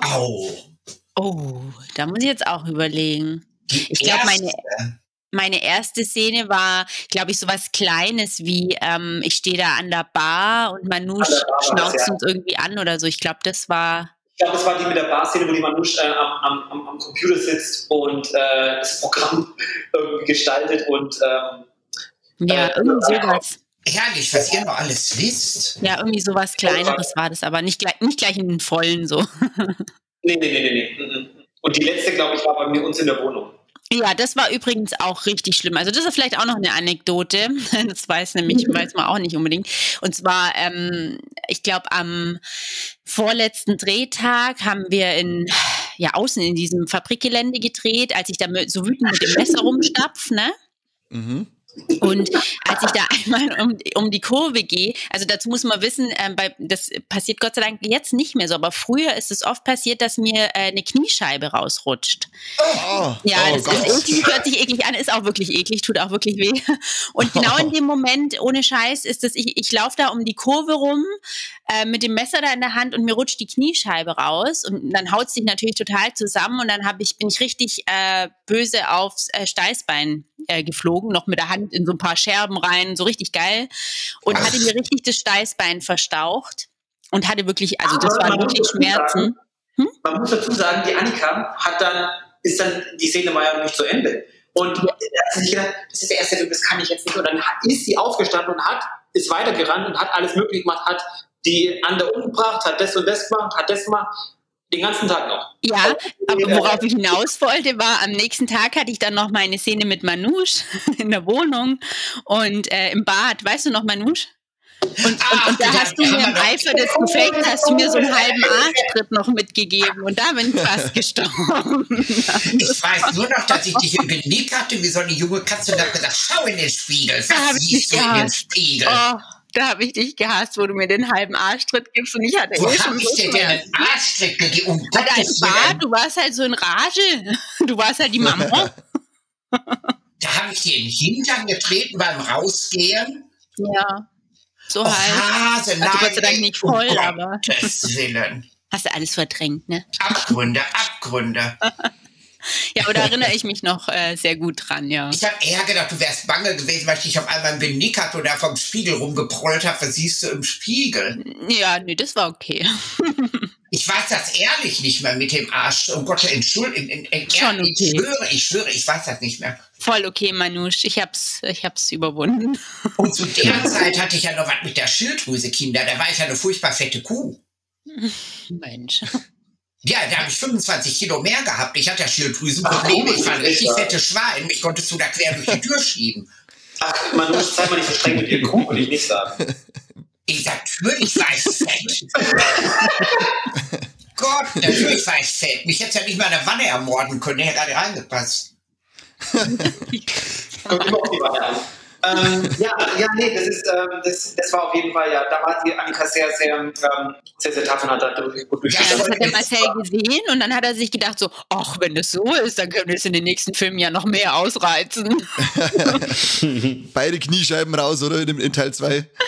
Ja, ich musste immer irgendeinen Scheiß machen. Ihr werdet es nicht glauben, ich habe den Teil 2 damals direkt einmal gesehen und den danach nie wieder gucken können. Aus dem Grunde, das war kurz danach, ist der Harun gestorben, der Jace. Ja. Ich weiß. Ja, über Teil 2 kann man fast echt, das ist furchtbar. Grauenhaft. Und dann danach ist dann der Mika gegangen, das war 3 Jahre später oder was, und dann ist der Ryan Nicholson gegangen. Ich muss euch ehrlich sagen, haltet mich für senil oder übersensitiv. Ich habe den Film nie wieder geschaut. Nee, ich auch nicht. Also ich habe ihn tatsächlich auch nicht mehr geguckt. Ich habe ihn 3 Wochen mal geguckt. Aber es ist tatsächlich so, also der Poltergeist-Fluch, der ist ja gar nichts. Im Gegensatz zu dem Labyrinth 2-Fluch. Ja, und das sind 3, beim Zweier, da sind 3 Leute weggestorben, die ich gut gekannt habe. Wer denn noch? Da ist mal einer vom Baum gefallen. Wer? Da ist mal einer vom Baum gefallen und hat sich das Genick gebrochen, weil er den Baum retten wollte. Oder wie war das? Wer war das denn? Das war einer von den Demonstranten beim Hambacher Forst. Und welche Rolle hat der gehabt? Was hat der gemacht? Mit der Jesuskreuzigung. Oh Gott, guck mal, jetzt gucke ich den Film schon gar nicht mehr. 3 Leute tot, die kannten wir in den wenigen Jahren. Noch eine Person. Furchtbar. Also wirklich 4 Personen aus dem Film sind gestorben und das ist halt echt im Alter von 25 bis Wie alt war denn der Jace, der Harun? Der Ja, war der doch war auch in- 25, oder? Ja, guck dir das Ja, mal an. Der war maximal ja 30 war der. Und maximal 30 war der. Und der Ryan, der hatte ja für mich da hatte sie 2D-Effekte gemacht, Lappetimor 2D-Effekte gemacht, hat Bloodfeast die Effekte gemacht. mit dem habe ich dich damals bekannt gemacht, Und als wir sie nach zwei- Vegas gegangen Und er hat sind. nämlich Teil 1 hat er präsentiert. Also hat er gesagt, finde ich Ja. cool. Und dann hat er gesagt, Ryan Nicholson presents Lappetimor. So, und dann, der ist dann, ja, das ist ganz schön schrecklich eigentlich. Ja, das Der hat ist einen Hirntumor gehabt, Ryan. Ja, Ryan hatte dann den Hirntumor. Mika hatte den Krebs dann, der war dann sogar noch in Lourdes in Frankreich. Und dann hat er mir ein Päckchen geschickt aus Lourdes mit diesen Devotionalien darin, die man bekommt, und mit Lourdes Wasser und sowas. Und irgendwann, wir blieben ja öfter in Kontakt, und irgendwann hatte er mir geschrieben, da hatte er vorher gepostet, dass der Krebs zurück war, und da weiß ich noch, ich wusste gar nicht, was ich sagte. Irgendwann hat er mir dann geschrieben, und wir waren im Chat, Manouche, ich werde sterben, und ich weiß, das hat mich so getroffen. Ich wusste erstmal gar nicht, was ich antworten sollte, habe auf meinem Bett eine Runde geheult, konnte jetzt denken, was er wollte drüber. Das war so scheiße, ich wusste überhaupt nicht, wie ich mit der Situation umgehen sollte, wo er mir das geschrieben hat. Ja. Na, Ja, das ist wirklich ganz richtig furchtbar. Gänsehaut, wenn ich sowas höre. Ja. Ich sag dir ganz ehrlich, die anderen beiden kennen mich lange, ich bin echt hart im Nehmen, aber das hat meinen Kopf gefickt. Glaube ich sofort, ja. Ja, es ist auch wirklich schlimm. Ich kann den Film auch nicht mehr gucken, weil, ja, also weißt du, wir hatten da alle so viel Spaß, ja, und wenn du dann überlegst, wie schnell das halt geht und wie so ein großer Teil plötzlich aus dem Film nicht mehr da ist, ne, das ist halt schon Wahnsinn. Ja, sterben dir da die Leute weg, die du Jahre und Jahre und Jahre kennst. Mit den Ryan kannte ich ja auch über 10 Jahre. Wir haben uns damals, als ich in Amerika noch Filme gemacht habe, auf einer Convention kennengelernt. Da hat er damals, ich weiß gar nicht mehr, welcher Film das war, den er da vorgestellt hat, mit Nathan, aber ich komme nicht mehr auf den Titel. Und daher kannte ich Brian noch. Und ich habe Brian ja dann 2013 mit Marcel bekannt gemacht. Dann haben wir noch Seed gemacht. Seed haben wir gemacht, ja. Ja, und dann wurde er irgendwann krank, 2 Jahre. Ach, das war auch alles so eine Scheißnummer. Mensch, komm, lass uns über was anderes reden. Das war wirklich, das war wirklich, was das war ein bisschen auch nur zur Erklärung, warum ich mich ganz, ganz strikt weigere, dass ich den Lappetimor 2 überhaupt noch mal zu gucken. Nee. Ja. Wobei er aber als Film ziemlich cool ist. Ja. Also mir vom ganzen Ding her gefällt er mir fast besser wie der erste. Ich mag ihn auch sehr.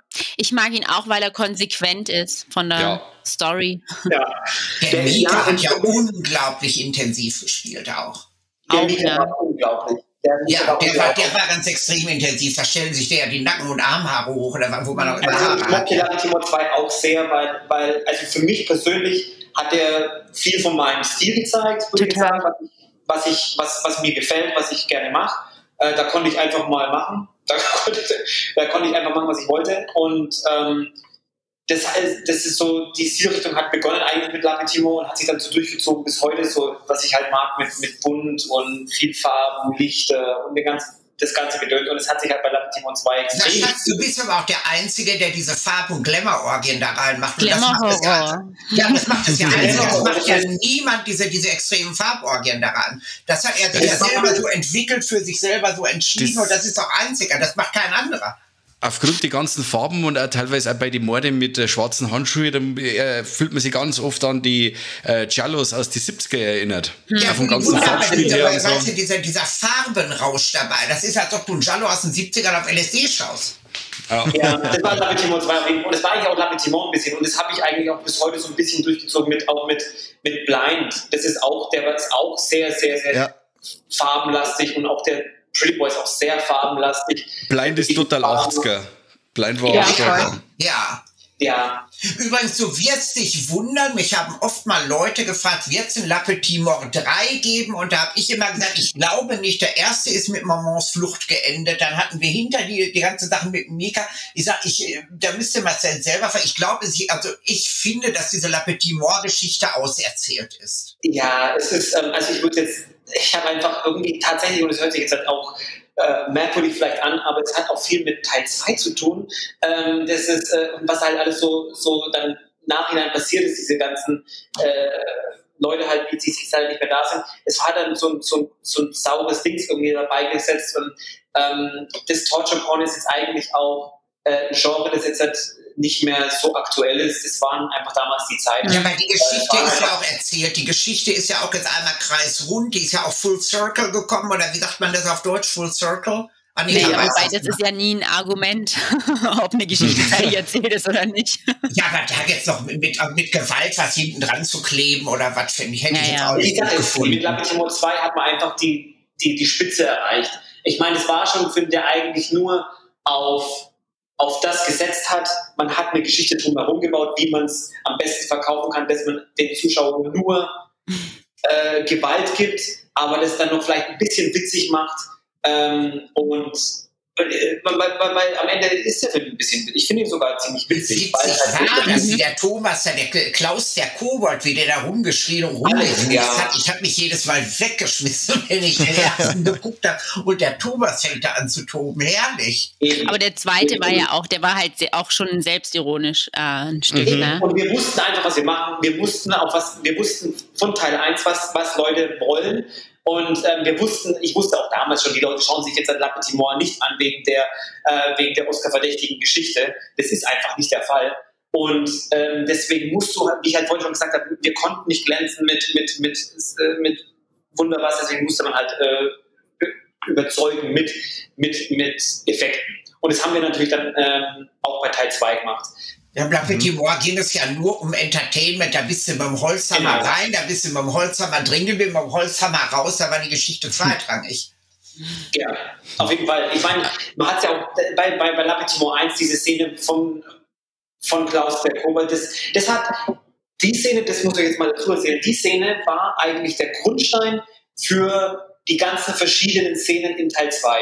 Die Szene mit Klaus der Kobold, sein Nikolauskostüm und die Hammer-Szene. Diese Szene war nämlich so eine Szene für sich und das hat sich schon so angefühlt wie der ganze Film von La Petite Mort 2.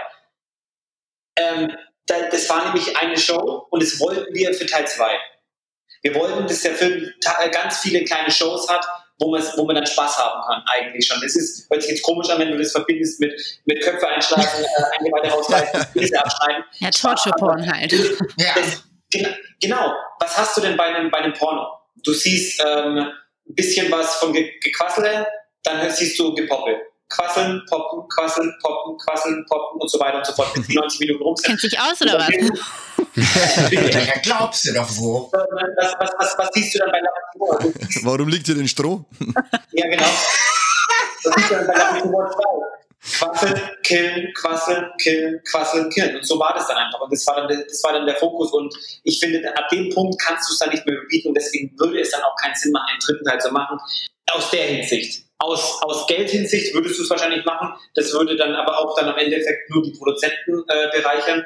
Weil damals bei diesem Zeitpunkt waren das die einzigen Leute, die da wirklich Geld verdient dran haben. Ich habe es gemacht, weil man sich dachte so, oh, ich kann einen Film machen. Und ach Gott, 6.000 € für einen Film, ich werde wahnsinnig. Ich wüsste gar nicht, wo man da ansetzen wollte für einen dritten. Ehrlich nicht.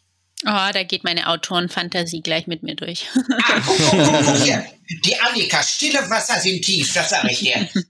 Wenn der Mika noch leben würde, hätte ich auch, also wenn wir jetzt, sagen wir mal, so weitergehen, spinnen würden und noch den dritten Teil vielleicht direkt nach dem zweiten gedreht hätten, dann hätte ich definitiv auf jeden Fall zu 1000% die Geschichte so weitergesponnen, dass ihr zwei irgendwann zusammenkommt, Manouche und der Mika, dass ihr dann ein Business gemeinsam aufmacht. Das wäre dann wären wir Full Circle gekommen. Interessant wäre natürlich gewesen, wenn Maman und wie hieß Mika noch? Monsieur? Nee. Monsieur, Mathieu, Maxime. Mensch, musst du den Namen sagen, weil das mir nicht mal eingefallen ist. Ich bin wahnsinnig, ja, genau so hieß der. Interessant wäre natürlich gewesen, wenn die beiden Platzhirsche da, Maman und Monsieur Mathieu, wenn die sich dann noch Spinnefeind gewesen wären. Das wäre noch interessanter gewesen. Jeder macht also schreiben wir jetzt gerade die Geschichte zu Teil 3. Nein.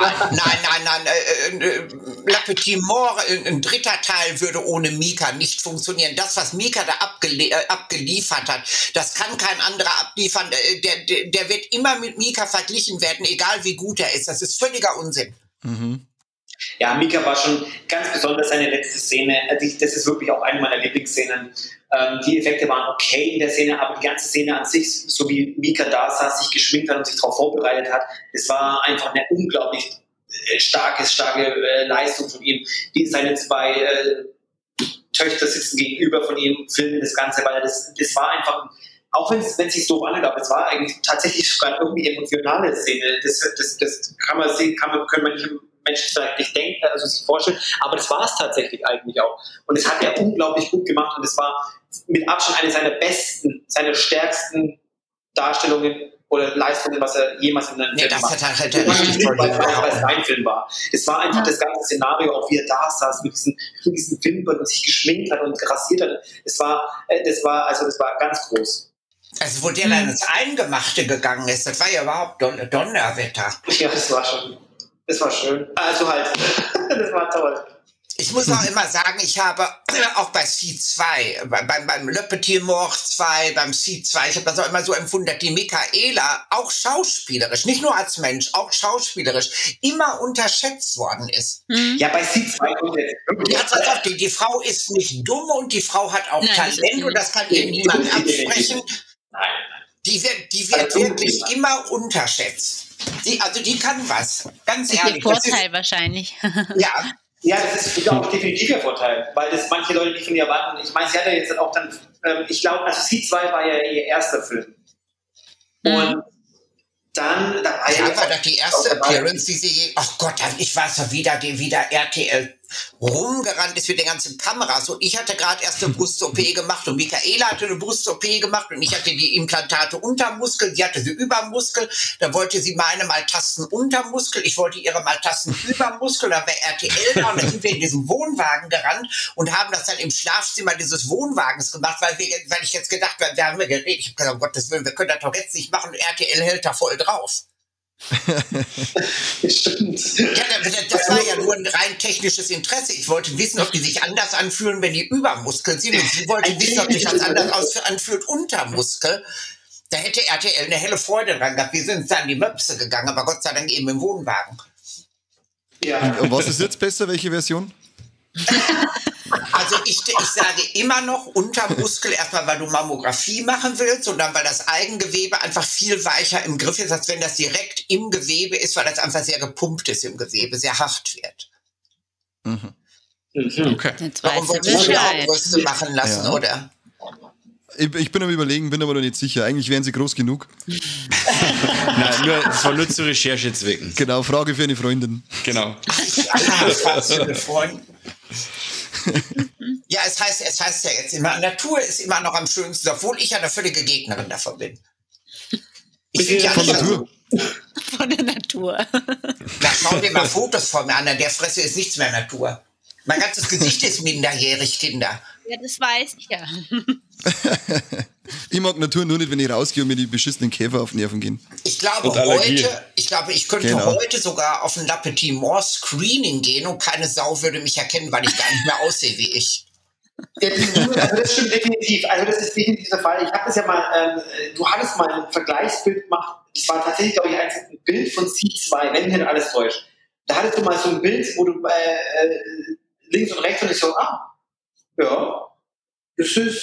da ist ein gewaltiger Unterschied da. Ach, das, wie ich im Original ausgesehen habe, ich glaube in dem pinken Jogginganzug oder das Schwarz-Weiß-Bild und wie ich nach diesen unzähligen Schönheits-OPs dann ausgesehen habe. Ja, genau. Ja, ich sehe ja nicht mehr aus wie ich, um Gottes Willen, Schatz. Ich meine, du siehst ja auch meine Fotos auf Facebook. Also ich sehe schon aus wie ich, das bin ja jetzt ich. Ich habe mich nur selbst noch mal ein paar Mal erfunden. Das bestreitet auch gar keiner und das ist auch völlig richtig so und es ist, jeder soll das ja auch machen, was er sein möchte oder ist innerlich und deswegen ist es da alles. Ja, irgendwann stehst du halt vor der Wahl. Entweder wirst du älter, so ab 25, entweder wirst du älter oder du kreierst dich nochmal von Grund auf neu, ohne Gefangene zu nehmen. Und das habe ich dann halt gemacht und habe dann einmal gnadenlos losgelegt. Ich sehe um Tage jünger aus, Leute. Da kommen wir doch zum Film Plastic. Also in dem Film würde ich ja dann heute jeden an die Wand spielen. Ja, das ist definitiv. Ja, da könnte ja keiner mehr mithalten. Ich habe ja eine Mindestverfallsdauer von 300 Jahren mittlerweile.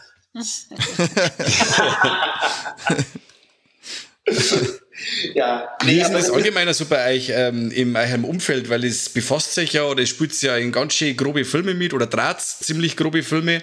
Wie nimmt das euer Umfeld eigentlich wahr, dass ihr so krass drauf seid vor der Kamera? Also bei mir ist es so, ich halte ich habe ja auch ganz andere Filme. Ich hab ja auch Dramen gemacht, Komödie, ich habe ja nicht nur Horrorfilme, das sind vielleicht ein Drittel meiner Filme gewesen, also Krimi, Dramen, Komödie und alles. Ich habe es im Privatleben immer so gehalten, Familie hat es respektiert, Freunde haben das respektiert, dass ich diese ganze Filmsache aus meinem Privatleben immer rausgehalten habe. Wenn ich zu Hause bin, dann bin ich einfach nur die Manouche, also es ist komplett aus meinem Privatleben rausgegangen. Es wird nie thematisiert. Und meine Freunde tun mir auch den Gefallen, das gar nicht zu thematisieren.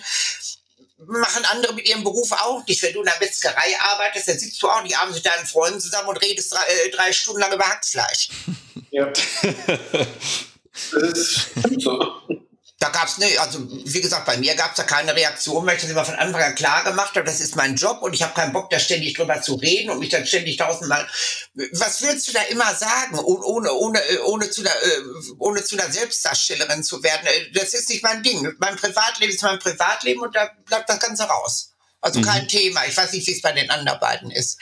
Ja, also bei mir ist es halt einfach, klar, bei mir haben natürlich Leute mitbekommen, dass ich das mache auch. Also es war damals, wo ich mit La Petite Mort angefangen habe, habe ich ja eben auch studiert und am Anfang hat das jetzt an der Uni, habe ich das auch nicht groß erzählt oder so, aber meinen Freunden und Familie natürlich schon und da war es eigentlich zum Großteil so, dass das eigentlich alle ziemlich cool fanden.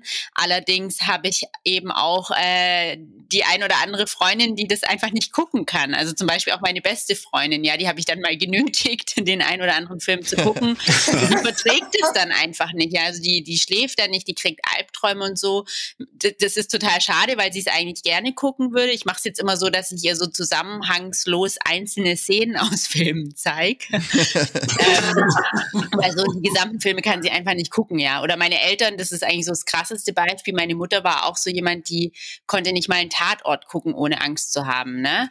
Und die habe ich dann wirklich ganz sachte da rangeführt. Der habe ich bei La Petite Mort dann erstmal das Making-of gezeigt und habe so gesagt, guck mal, da steht jetzt einer ums Eck und der spritzt jetzt gleich Blut und so. Und das hat tatsächlich ein bisschen geholfen. Es hat wirklich ein bisschen geholfen, ihr so diese Illusion halt zu nehmen, ne? Und dass sie das so ein bisschen aus einer anderen Perspektive sieht. Ja, und dann haben wir sanft angefangen, so alte Traumata aufzuarbeiten. Ich habe sie nämlich mit 13 oder so auch mal gezwungen, Scream anzuschauen. Danach musste ich bei ihr im Bett schlafen und so. Ja, und dann habe ich halt so angefangen, dann haben wir wirklich mit so ein bisschen so, ja, sanfteren Horrorfilmen angefangen und meine Eltern haben sich wirklich zu Horrorfilm-Fans entpuppt. Also wir haben dann, ich glaube 2, 3 Jahre später, das werde ich nie vergessen, waren ja Weihnachten, ja, an Weihnachten bei meinen Eltern im Allgäu und haben alle 3 Teile Hostel geguckt. Also halt echt krass, gell? Also wir haben uns dann richtig durchgeackert durch die ganzen Horrorfilme. Und das ist heute noch so, dass wenn meine Eltern uns besuchen, mein Vater immer als erstmal so, habt ihr einen guten neuen Horrorfilm da? Und also das ist halt eigentlich eine total schöne Geschichte. Und die waren dann auch mit auf Horror-Conventions, die waren auch mal bei dem Olaf Ittenbach-Dreh dabei. Und cool. Also richtig cool. Trotzdem gibt es auch Leute, die das, also jetzt zum Beispiel meine Schwiegermutter, die kann das überhaupt nicht nachvollziehen. Also die war dann am Anfang auch mal so, dass sie so gesagt hat, so, ja, wir dachten immer, Leute, die Horrorfilme gucken, sind ein bisschen dumm. Ja, okay, hast du denn schon mal einen Horrorfilm gesehen? So, nee. Also, aber was dann auch wieder süß ist, sie hat mir dann erzählt, sie hat irgendwie mal damals Der Weiße Hai geguckt und hat dann Baldrian vorher genommen. Ja, die Geschichte, ja. Also, okay, ich gucke den jetzt, aber ich nehme Baldrian vor, sonst reg ich mich so doll auf. Also das fand ich auch wieder süß. Ja, nee, aber also die findet es jetzt nicht super schlimm, dass ich das mache, aber die hat da, glaube ich, jetzt auch nicht so viel Verständnis oder so für. Okay. Was sind die denn dann, wenn die Marcel Walz-Film guckt? Ja, guckt sie ja nicht. Die guckt sie ja nicht. Gibst du 100er Tilidin, dann kannst du ruhig beschlafen. Ja, genau. Ja, die muss Propofol, auf Gottes Willen. Es war dann auch eine Zeit lang, ich weiß gar nicht mehr, ich habe irgendwann mal kurz bei Wer wird Millionär mitgemacht, bin aber gar nicht auf den Stuhl gekommen, aber auf jeden Fall gab es dann einen Zeitungsbericht und da wurde ich angekündigt eben auch, dass ich Horrorfilme drehe und daraufhin hat sich da so eine Pressewelle irgendwie losgetreten tatsächlich und dadurch haben es dann auch an der Uni viele Leute mitbekommen, was ich eigentlich vermeiden wollte. Und da war es auch wieder erwarten so, dass die das alle total cool fanden, also auch meine Professoren und so, ne? Und es war dann sogar so krass, dass die mich überredet haben, dass ich meine Masterarbeit zum Thema Horrorfilm schreibe. Weil das in der Rhetorik noch niemand gemacht hatte bis dato. Und also das war wirklich sehr, sehr positiv alles. Also ich habe da viele positive Resonanzen und auch heute noch, also ich arbeite ja jetzt auch als Redakteurin und Nachrichtensprecherin, das beißt sich ja theoretisch auch ein bisschen, aber auch da haben meine Chefs überhaupt kein Problem mit gehabt.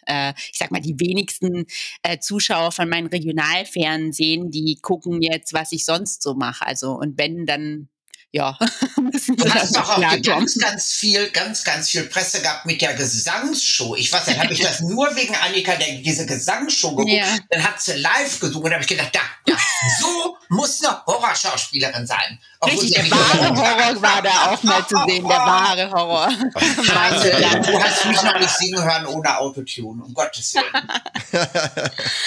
Ja, also so viel zu meinem Umfeld und Horrorfilmen. Also ich muss dazu sagen, ich habe meiner Mama, meiner alten Mutter, der habe ich ja mal einen Film von mir gezeigt, nach 20 Minuten hing der Haussegen schief, mein Bruder wollte mir den Kopf abreißen. Ja, den Cannibal, oder? Von Marian Dora. Ich weiß gar nicht mehr, was ich Mama gezeigt habe. Also die war ja vielleicht sauer, mein Bruder wollte mir den Kopf abreißen, da hing da wirklich der Haussegen schief. Ich gefragt, ob ich sie noch alle habe und ich habe meinem Bruder gesagt, meine Mama hat, und das ist jetzt kein Witz und kein Slapstick, meine Mama hat den Abend eine halbe Pulle Wein gesoffen und ist sturzfest. Ich habe die so traumatisiert in dem Alter noch, mein lieber Mann. Hast du gut gemacht, Manu, hast du gut gemacht. Ja, da siehst du mal, echt, die war voll traurig. Und das ist jetzt kein Slapstick und keine Lüge, der hat eine halbe Pulle Rotwein gesoffen. Die andere Hälfte habe ich gesoffen. Bei dir, Marcel? Nein, bei mir, also ich hatte eigentlich auch nie irgendwelche, also eigentlich gar keine Probleme. So, selbst wie es noch kleiner war und und schon so angefangen habe mit Geschichten schreiben, wo meine Oma noch gelebt hat, da habe ich der immer diese Geschichten und da ging das ja eigentlich schon in diese Richtung. Und da hat sie sich auch nichts dabei gedacht und hat eigentlich gesagt, das ist alles ganz toll, ganz schön. Ist die auch mit mir, musste die auch mit mir damals, wo wir im Urlaub waren, ins Kino gehen und ich weiß noch immer, was du letzten Sommer getan hast, anschauen. Da hat sie auch nichts dabei gedacht und hat gesagt, ja, das ist ganz gut. Ich habe nur nicht verstanden, warum die Putzfrau gebracht wurde, aber alles andere ist okay. Und also ich natürlich, oder halt auch mit meiner Mutter oder mit dem Lebensgefährten von meiner Mutter, ist eigentlich gar nichts so, die sind da super stolz drauf, alles ganz toll. Es ist viel mehr, dass sich Leute jetzt wundern, dass meine Filme, die ich jetzt mache, nicht mehr so blutig sind wie meine Filme, die ich davor gemacht habe. Dann kriegen die eher so ja, das ist ja ganz schön und so, Blind und so weiter, der ist ja auch ganz toll und so, aber irgendwie passiert da ja gar nichts und so. Und dann habe ich gesagt, ja, das ist halt das ist eine andere Richtung. Und ich gesagt, Und da kriege ich ganz viele Nachrichten wirklich so von Leuten, so, dass sie sich halt Blind angeschaut haben und sich gewundert haben, dass er nicht so brutal ist. So, weil es halt die meisten, den letzten Film, was sie dann gesehen haben, eventuell Bloodfeast war. Und meine Bewertung, die halt die Unrated-Fassung anschaust, da geht es dann schon ein bisschen zur Sache. Und dann haben sie, da kriege ich geht es eher in die Richtung, dass sich Leute wundern, dass es bei mir weniger geworden ist. Und ja, da habe ich hatte wie gesagt nie welche Probleme oder von der Arbeit damals, wo ich noch bei Zara gearbeitet habe, da ging das Ganze los mit das La Petite Mort und die ganzen Sachen. Da hatte ich ja bei Zara gearbeitet und da waren auch meine Arbeitskollegen, also da war auch nie irgendwas, das irgendwie komisch aufgefasst wurde. Da wurde sich eher gewundert, dass ich Horrorfilme mache. Also ich hatte ja viel von dir, weil du so irgendwelche witzigen Filme drehst. Da ist zum Beispiel, das werde ich auch nie vergessen. Ich werde jetzt nie vergessen, wo wir auf dem Weekend of Horror waren. Und da hatten wir einen Stand.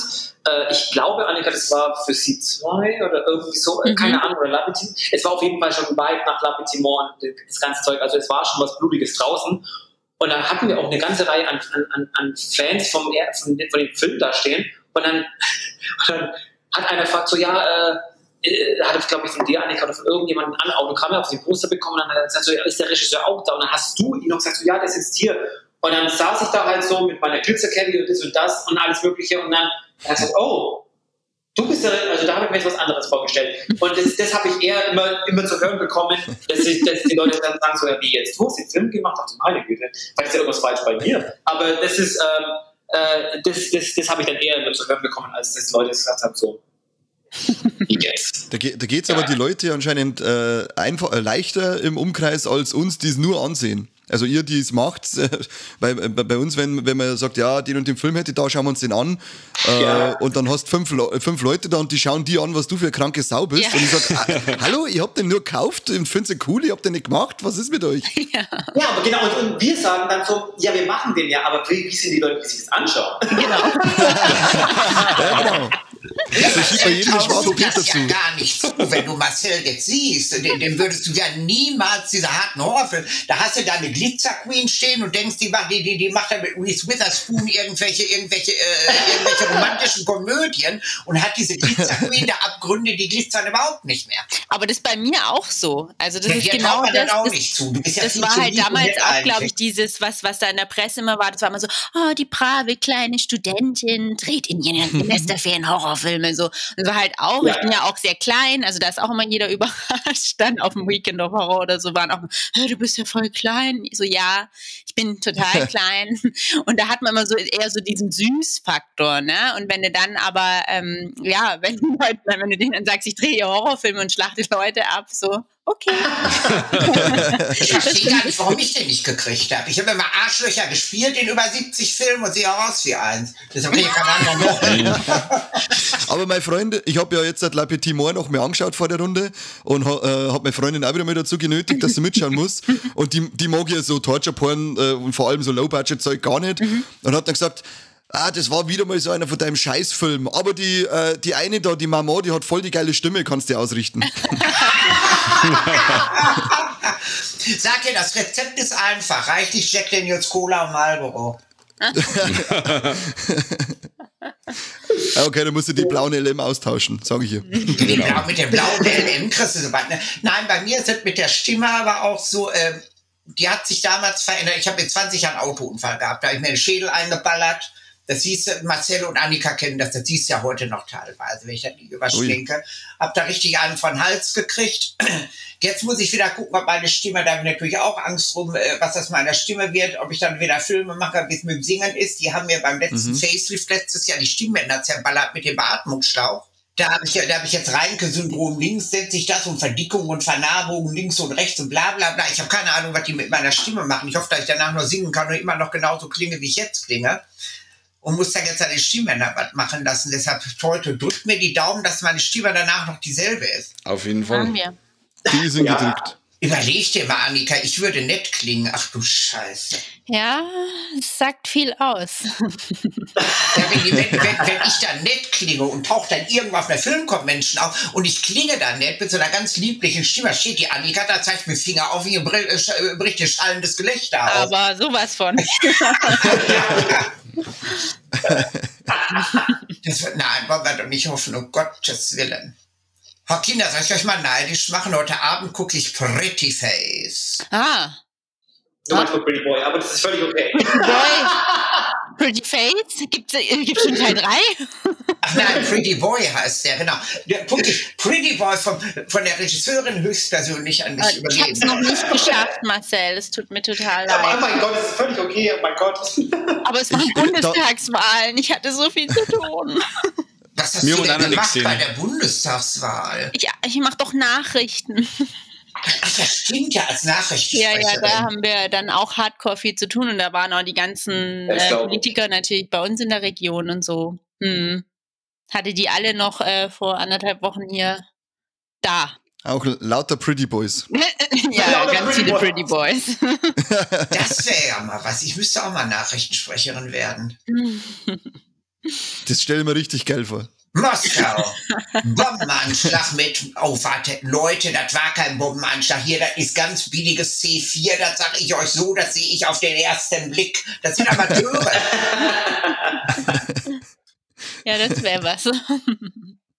Wo gibt's Pretty Boy heute dann zu sehen? Bei mir zu Hause, ich habe den ja Zu Hause. vom Regisseur höchstpersönlich bekommen aus Hollywood. Jetzt tu mal nicht so, das habe ich auch. Und die Annika auch. Eine signierte Blu-ray oder wie? Nein, die kam der Online-Screener. Ah, okay. Online-Screener, die alte Schlampe hat ewig gebraucht, bis er mir das Ding mal geschickt hat. Sonst habe ich immer alle Filme direkt bekommen, als sie fertig waren. Da hat er jetzt ewig gebraucht, bis ich das verdammte Ding gekriegt habe. Das dauert halt länger aus Hollywood wie aus Mannheim. Ja, ich glaube auch. Ich glaube eher, dass der Marcel das schon lang geschickt hat, aber du hast ungefähr so lange gebraucht wie mit Zencaster heute. Nein, ich habe das alte Biest schon vorher gefragt, aber der nicht, bis der mal Nachrichten beantwortet auf Facebook. Um Gottes Willen, da schreibst du 5 Nachrichten und nach 6 Monaten antwortet er. Hey, manche kriegen nie eine. Mann, Manouche, ich habe dir doch schon erzählt, bestimmt schon vor 10 Jahren, du musst immer Gossip dazu packen. Dann antwortet er schneller.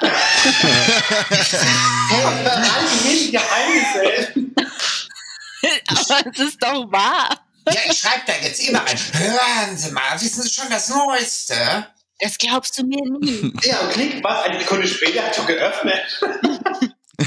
Oder ich mache ihm vor, dass ich ein Nacktfoto von Prince William hätte oder irgend so ein Kram. Meinst du, Von das Prince gibt's William. Wieso das denn? Ja, zur Queen gehört auch ein richtiger Prinz dann.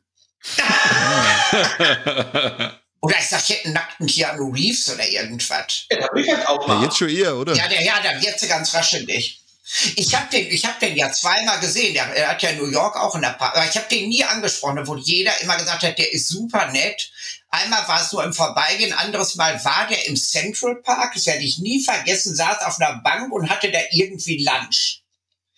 Und dann habe ich gedacht, da kannst du doch jetzt, wenn der Mann sich abseits von allen Menschen setzt und setzt sich dann ganz alleine auf eine Bank, um Lunch zu haben, ohne irgendjemanden bei sich zu haben, da kannst du unmöglich jetzt da hingehen und den anquatschen. Habe ich es nicht gemacht. Obwohl jeder Hättest du mal gesagt gemacht, hat, da hättest du den nächsten Marcel Walz-Film gebracht. Ja, hey, wie sieht's aus mit Lampentimor 3? ja, den hätte ich bestimmt den Kopf verdreht mit meinem Charme. Wir werden es jetzt nie erfahren. New York, das war auch interessant. Das war auch interessant, wo wir da als Zirkus-Team mit Avantgarde aufgelaufen sind. Was? Was? Wo wir in New York aufgelaufen sind mit Avantgarde als so kleiner Zirkus aus Deutschland. Ja, das war toll. Aber das war aber schön mit Avantgarde in New York. Ja, also das hat richtig Spaß gemacht. Das war 2010, habe ich Marcel das erste Mal nach New York geholt. Da ist ein Mann vorher gekommen, der ist bei mir gewesen. Da haben wir, der Dominik und ich, da haben wir gemeinsam einen Truthahn. Das war irgendwie zur Thanksgiving-Time. Da haben wir gemeinsam einen Truthahn kremiert, aber wir haben das Ding tapfer gegessen. Marcel, da fällt mir auch der Burisch ein zu Avantgarde, der gesagt hat, warum hat die denn so ein Zirkusset an? Mit meinem Dündel. Habt ihr Avantgarde gesehen? Na, Nee, noch nicht. Also dann achtet mal auf mein Outfit. Den müsste ich mal wieder gucken. Ach, den habe ich ja Ewigkeiten nicht mehr gesehen. Avantgarde. Das war Frühjahr 2010. Ich finde, Avantgarde braucht ein Remake, Marcel. Ich finde auch. Ja, doch, der Das war seine Zeit weit voraus, meiner Meinung nach. Und keiner hat es verstanden. Ja. Nee, wirklich. Also jetzt auch mit mehr Budget und so. Also da eigentlich solltest du da echt ein Remake draus machen. Es ist wirklich, also der Film bei mir damals, das war seiner Zeit wirklich weit voraus, meiner Meinung nach. Und es war sehr. Ja, den könntest du ehrlich Die mal war ziemlich Avantgarde. Ja, Das war also den kannst du wirklich mal remake. Das Und war das war wirklich eine ganz, ganz tolle Truppe damals. Da war die Zoe noch dabei, Zoe Hunter-Lee ist da noch bei, hatten wir Debbie dabei, war der Brandon Slagle dabei, der Annika, dann war das Marcel, dann war das Moi, dann war Megan Sacco war da noch bei, wen habe ich hier jetzt noch vergessen? Die Nadine. Ach, die Nadine war noch dabei. Die Hauptdarstellerin. Ja, die war noch dabei und dann dieser Hübsche mit den Dreadlocks, der da in der Badewanne lag, den hatte Chris, glaube ich, angeschleppt, mein Mann damals, mein Ex-Ehemann. War das auch irgendwie Rapper oder sowas, ja, ne? Ja, irgendeine Musik hat, Rap hat er doch nicht gemacht. Was hat der denn nochmal gemacht? Bitte nicht. Ich kann mich da nicht mehr dran erinnern. Und er hatte Dreadlocks und Cappy und den ganzen Zeug, das war auf jeden Fall ein Rapper. Oh Gott, wir huschen von Film zu Film. Dann muss es ein Rapper sein. Wenn er Dreadlocks hat, dann muss er Rapper sein. Auf jeden Fall. Nee, aber das war wirklich eine witzige Zeit. Ich muss dann immer dran denken, wo wir da in dem Park waren und der Brandon mit diesen High Heels und dieser mit den Leopardjacke und die Annika mit den pinken Dirndl und die Manouche mit den Zylinder. Also, wir sahen aus, als wären wir irgendwie aus einer psychopathischen Anstalt ausbrochen oder hätten uns verlaufen vom Zirkus oder so. Das war und der so Kies lustig. mit seinen Flügeln. Genau. Der Kies mit Ja. seinen Engelsflügeln. Also ihr müsst den Film gucken, ne? Ja, unbedingt. Unbedingt. Ich bin angefixt. Das hört sich irgendwie an wie eine Szenerie aus die Brandl-Picture-Filme. Den habe ich ja ewig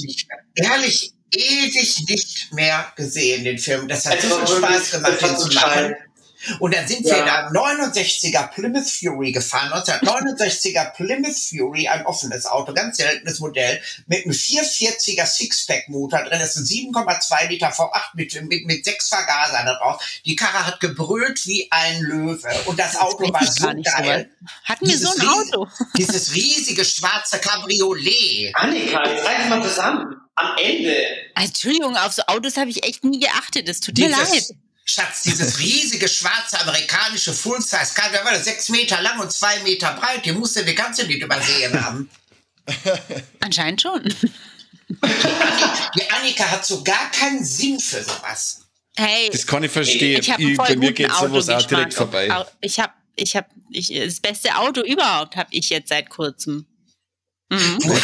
Du hast einen 69er Plymouth Fury mit einem Big Block übersehen. Also ich bitte dich, das ist unverzeihlich. Ich habe jetzt so einen Fiat 500.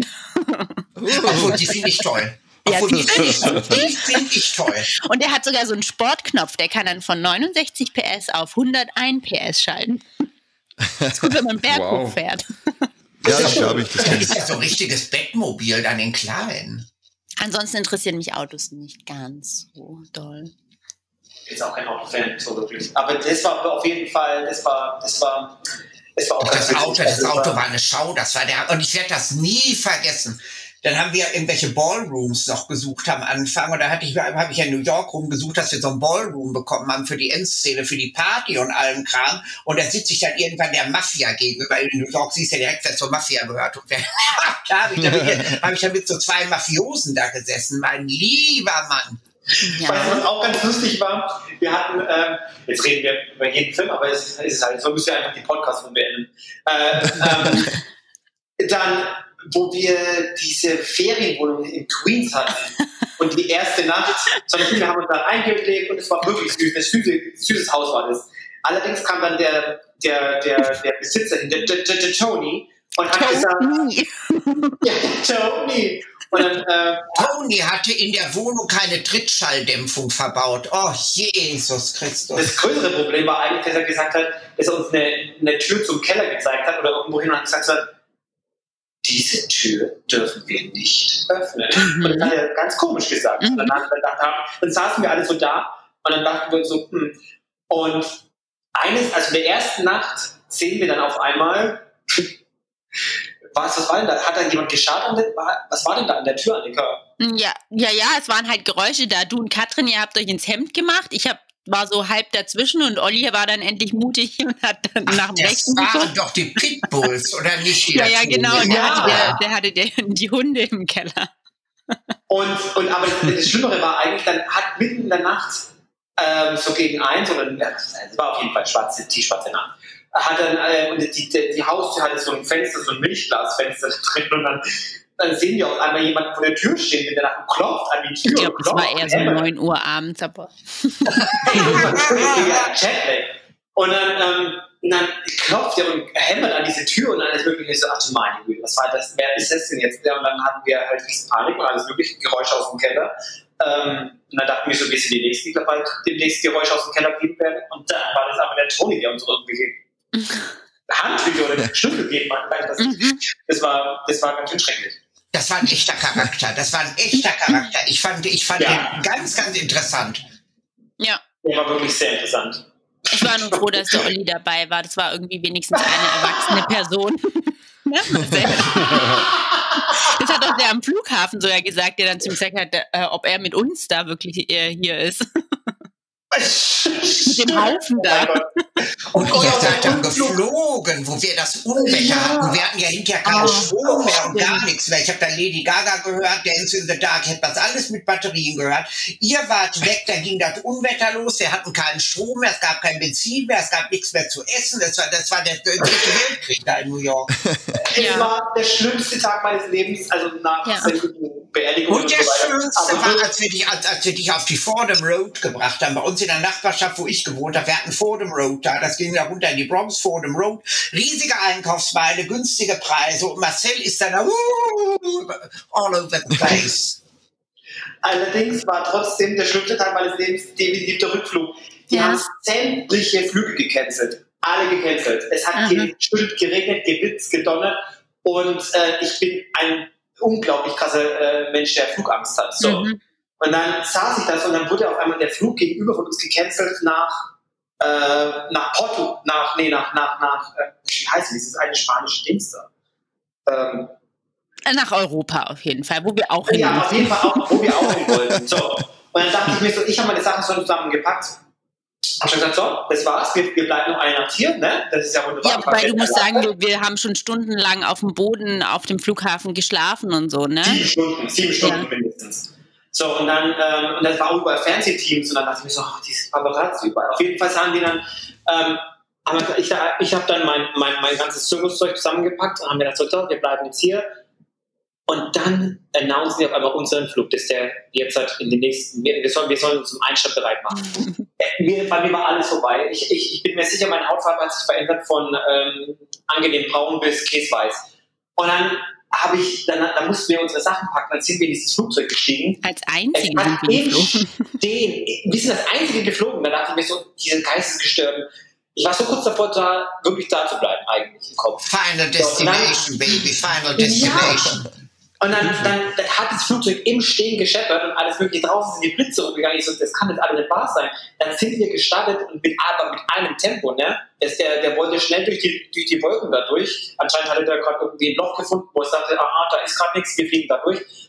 Und dann hat es gescheppert, die Dinger sind aufgegangen oben. Ich habe gedacht, das war's. Die Nadine hat, die Hauptdarstellerin, die war auch keine begeisterte Fliegerin und hat meine Hand gekrallt und aber dann waren wir über die Wolken und es war okay. Aber es waren mit Abstand die schlimmsten 10 Minuten meines Lebens. Schatz, ich kann dir sagen, wenn ihr 2,5 Jahre später gekommen wärt, was nicht der Fall war? Im Oktober 2012, da haben wir richtig Spaß gehabt, ne?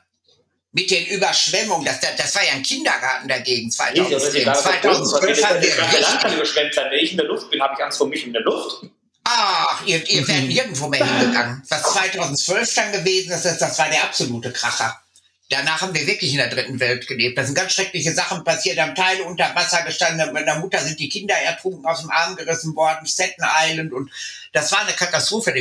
2012 wärt ihr nicht mehr da rausgekommen. Da haben wir wirklich eine gute Woche gelebt wie in einem dritte Weltland. Wir haben 5-6 Stunden angestanden für Benzin. Da sucht es einen Supermarkt. Wie hier jetzt bei uns mit der Flutkatastrophe, wo wir die hatten, da sucht es einen Supermarkt. Dann nahmst du nicht das, was du haben wolltest, du nahmst wirklich das, was du noch bekommen hast, damit du irgendwas zu beißen hattest. Das war richtig, richtig krass. Ja, das ist auch sehr schlimm, aber mein Flug war auch wirklich schlimm. Bitte? Das ist wirklich schlimm, aber mein Flug war jetzt auch sehr schlimm. Oh, du bist so herrlich dramatisch. Ja, guck mal, die Annika hat wieder Nerven und die alte Diva, die hat dann wieder rumgeschrien im Flugzeug. Als wir dann angekommen sind, waren unsere Koffer dafür weg. Das war auch ziemlich beschissen. Mit wem hat er dann geflogen? Air France oder British Airways? Weil Air France verliert immer die Singapore Airlines. Oh, das ist immer ungewöhnlich, dass die mal was verloren haben. Normal verlieren die ja nichts. Das war aber eher vom Flughafen, weil da so ein Chaos war. Ja, wenn wir da auf dem JFK oder am LaGuardia, wenn es Unwetter gab oder was, da stand da alles Kopf. Das stimmt schon. Wir driften ab. Ja, vor allem mit den Geschichten kriege ich noch weniger Lust auf Fliegen. Ich mag es ja eh schon nicht. Also, ja, mir ist halt immer ein bisschen viel. Ich habe ja jahrelang, als ich dann in Amerika bekannt geworden bin, ich bin ja jahrelang hin und her geflogen.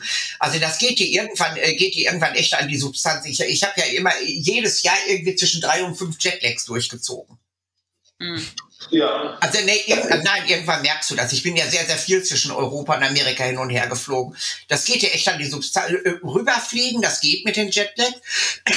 Aber wenn du von Amerika nach Deutschland kommst, Ja, das ist heftig. das ist richtig böse. Das haut dich dann 2-3 Tage aus dem Rhythmus. Definitiv, ja. Das ist krass. Das ist richtig fies. Ach, du darfst uns übrigens auch Fragen stellen. Wir lassen dich überhaupt nicht mehr zum Wort kommen. Eigentlich bist du ja der den Podcast hier macht. Nee, das ist eine ganz, ganz lustige Runde. Da könnte ich noch Stunden zuhören, aber wenn wir noch Stunden zuhören, dann wird uns der Corby wahrscheinlich ganz, ganz schlimm prügeln, der uns schneiden muss, weil wir haben ja noch eigentlich einen dritten dabei, aber wie vorher schon gesagt, Frauenhasser und so weiter, wollten wir lieber weglassen. Oh, jetzt mal ruhig. Es gibt keinen Kerl, mit dem wir 3 Weiber nicht fertig sind. Also soll sich ruhig trauen, ja? Soll man hier reinkommen. Ja, erstes Corby. Nee. Kommt alles auf dich zurück. Wir 3 Bitches haben schon mit ganz anderen Männern aufgenommen. Ja. Marcel, ja. Ja, Marcel 3 Engel sowieso. für Charlie. Marcel, Annika und ich meinten das jetzt anders als du. Also. Entschuldigung. Sagst du, Manusche. Das überlassen wir jetzt einfach der Fantasie von jedem Hörer. Ach, ihr seid Und so jeder bei euch Hörerin. gleich. Wann sieht man euch, oder gibt es einen Plan, dass ihr 3 demnächst wieder mal zusammenarbeitet? Ja, Annika und ich arbeiten ja in Deutschland. Annika und ich machen ja zusammen mit Film. Wir sind ja beide in Sechshand vom Barone. Was sind wir? Von dem in Alberto Sechshand? Barone. Ja, wir machen in Sechshand. Ach so, stimmt. Ja, stimmt.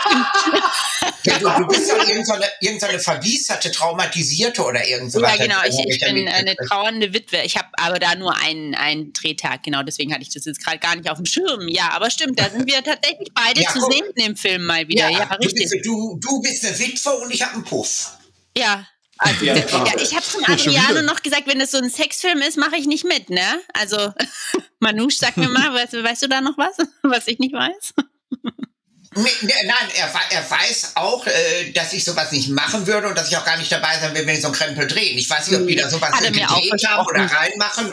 Ich selber mache sowas ja gar nicht und ich will auch nicht in irgendwelchen Szenen, das weiß ich, und ich will auch nicht in irgendwelchen Szenen sein und irgendwelche Leute dann und so. Nee, das hat er mir versprochen, das hat er gehalten. Er halt davor, also den anderen Film, den er gemacht hatte, das war ja schon so ein bisschen so ein Erotikfilm oder so und deswegen hatte ich da dann auch nochmal explizit gefragt. Also wenn es Richtung Horror geht, ja, wenn es Richtung Erotikfilm geht, nein. Hat mir aber auch mal erzählt, also er hat schon gesagt, das ist eigentlich nur, das ist mehr Horror. Ja, genau. Ja, genau, aber witzig, ja stimmt, Manouche und ja. ich sind da mal wieder seit langem auch in einem Film, also wir haben keine Drehtage zusammen, aber wir sind beide im gleichen Film zu sehen. Oh nein, habt ihr keine Drehtage? Nein, ist nicht persönlich zu nehmen, ich hätte dich gerne ermordet.